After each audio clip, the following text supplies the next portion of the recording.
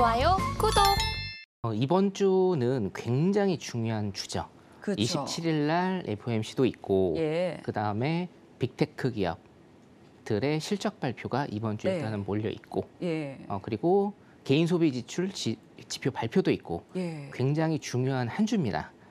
일단 FOMC 같은 경우에는 우리 김산 마스터님이 조금 있다가 굉장히 자세하게 설명해 주실 거고 네. 제가 자료를 일단 좀 가져온 게 있는데 잠깐 좀 보면서 얘기를 나누도록 할게요. 네. 자, 여러분들 굉장히 조금 요즘에 시장이 혼란스러우신데 제가 기준을 일단은 딱 정해 드리겠습니다. 항상 제가 시장의 기준은 기본적인 것만 아신다라고 하면 된다라고 제가 강조를 드리죠. 자, 지금 이렇게 시장이 혼란스러운 이유는 딱 한 가지입니다. 뭐냐? 경기 침체와 인플레이션을 동시에 잡기 위해서 지금 시장이 굉장히 혼란스럽다라고 여러분들이 생각을 하시면 됩니다.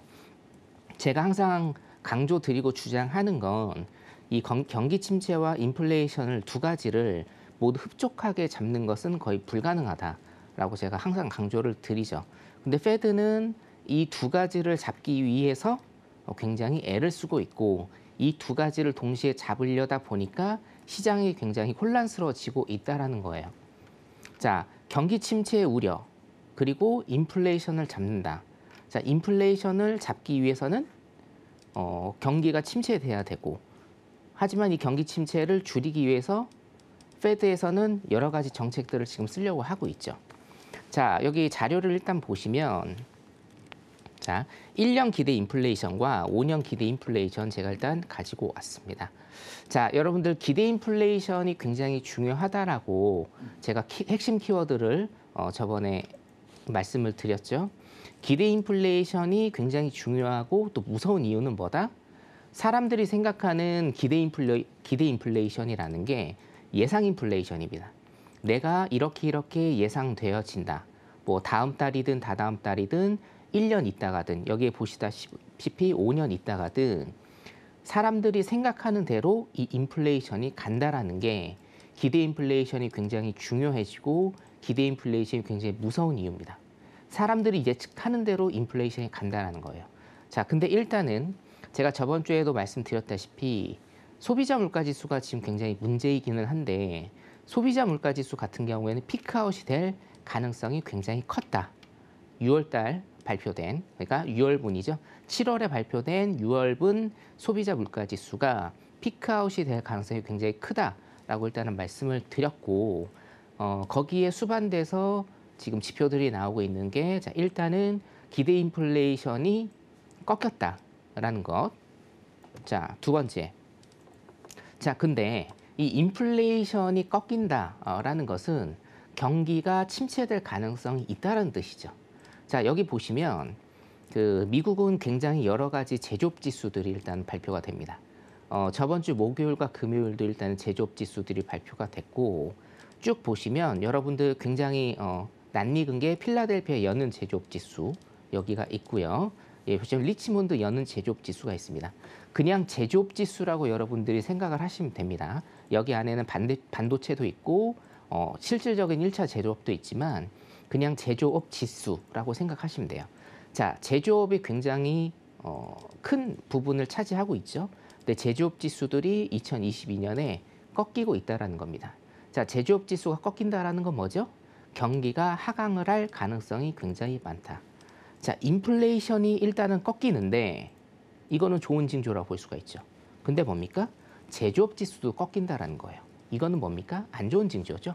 경기 하강이 올 수도 있다라는 겁니다. 거기에 더해서 우리가 주택시장 지수도 봐야 돼요. 왜냐하면 소비자 물가지수의 근 35% 이상을 차지하는 게 뭡니까? 주택이란 말이죠. 주택가격. 자, 그런데 이 주택시장 지수가 지금 꺾인다라는 것은 제가 저번 주에 매매 지표를 좀 보여드린 적이 있습니다. 금리가 일단은 인상이 되면서 자, 두 가지 핵심 포인트가 있죠. 국채금리, 두 번째는 뭡니까? 모기지론 저당금리입니다. 이 모기지론에 해당하는 이 금리가 오른다. 그렇기 때문에 주택을 구입하려는 수요가 낮아집니다. 자, 그래서 주택시장 지수가 지금 꺾이고 있다. 이거는 또 뭐죠? 시장이 하락할 수 있다라는 거죠. 자, 여러분들 원자재 가격 추이를 제가 좀 디테일하게 핵심적인 것을 좀 뽑아 드렸습니다. 자, 구리 가격 지금 많이 하락하고 있어요. 그 다음에 원유 가격도 뭐 이거는 계속해서 올랐으니까 20년 기준으로는 굉장히 많이 오른 거지만 지금 여기 끝에 보시면 일단은 원유 가격도 지금 꺾이고 있고 금 가격도 은 가격도 일단은 꺾이고 있고 곡물 가격이 좀 많이 꺾였습니다. 자, 우리가 인플레이션을 받치고 있는 거, 끌어올리는 것은 두 가지다. 수요와 비용 상승 인플레이션 두 가지인데 수요는 페드의 정책으로 어떻게 되죠? 주택 시장 지수 좀 내려가고 있고요. 제조업 지수도 일단은 내려가고 있다. 자, 그 다음에 뭡니까? 비용 상승으로 인한 인플레이션이 지금 여기에서 보이시는 뭐 네 가지라고 친다고 하면 원유 가격 일단 많이 떨어지고 있고 원자재 가격 그리고 곡물 가격도 지금 떨어지고 있기 때문에 기본적으로 6월에 CPI 소비자 물가 지수가 정점을 찍고 일단은 물가는 떨어질 가능성이 굉장히 크다. 그리고 이번 주에 발표될 예정인 개인 소비 지출 이것도 3개월 연속 하락을 하는지가 굉장히 중요한 키포인트. 그러면서 플러스 두 번째, 후반기에 가장 중요한 핵심 키워드 경기 침체인데 옐런이 또 저번 주에 그런 얘기를 했습니다. 제가 경기 침체가 일어나는 것에 대한 두 가지 시그널 말씀드렸는데 첫 번째가 실질 GDP가 2분기 연속 하락하는 거거든요. 근데 옐런이 저번 주에 그 얘기했어요. 그런 실질 GDP라고 딱 얘기는 한 건 아니지만 어떤 지표들의 하락이 마이너스를 친다고 해서 이거를 나는 경기 침체를 보지 않는다라고 일단 소위 얘기해서 지금 약을 쳐놓은 상태입니다.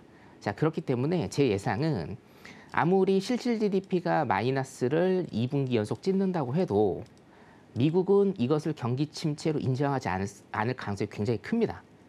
하지만 여러분들은 이거를 경기 침체로 인식을 하셔야 돼요. 최소한 신세계를 지금 보고 계신 분들은 제가 실질 GDP가 2분기 연속 마이너스가 났습니다라고 말씀을 드리는 순간 경기 침체가 현실화됐다라고 일단 이렇게 보시면 될 것 같습니다. 시장의 기준점, 중심을 딱 잡고 가시면 어떤 상황에서든지 여러분 수익 나실 수 있을 겁니다. 자, 오늘 여기까지 하도록 하겠습니다. 좋아요, 구독!